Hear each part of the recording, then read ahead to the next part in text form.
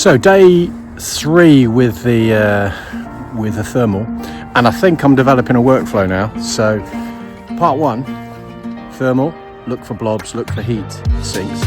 Part 2, go back to the trusty binoculars for a real world daytime view with the foreshortening and compression of the binoculars. Step 3, take a picture with the camera. And I think that might end up being the workflow. I mean, obviously that's time dependent. That's for something that's sitting and not moving. For the deer I've just seen, yeah, it's a wonderful tool. I mean, you can just track them. So I've just been trying to watch about an hour, and the herd have been fairly skillfully avoiding me, but without getting too close. Managed to get a couple of buck pictures, which is nice. And yeah, lots of good stuff. So yeah, the workflow's coming together. So far, still most of it been on deer. Not very good with birds yet, but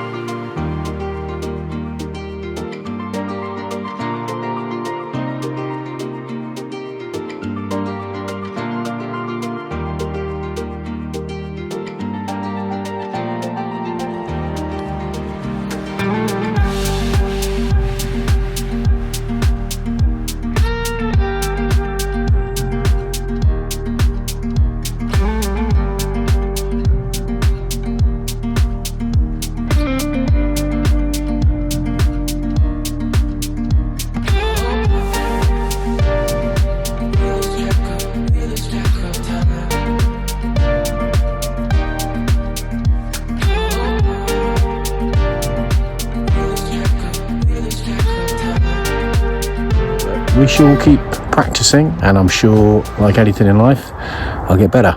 Anyway, like these videos if you're interested in the thermal photography, or thermalography as I keep calling it, and yeah, I'll probably do some more, so keep tuned. Bye bye now.